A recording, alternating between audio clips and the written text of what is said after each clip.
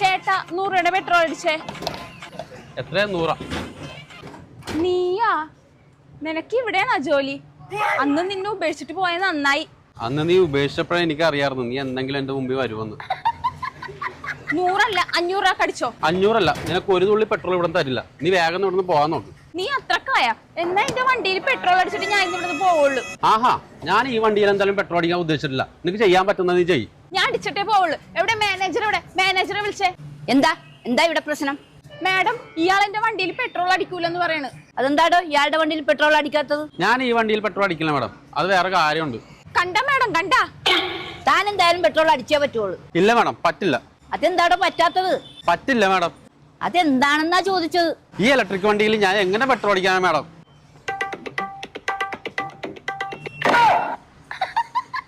എടുത്തോണ്ട് പോടി നിന്റെ വണ്ടി.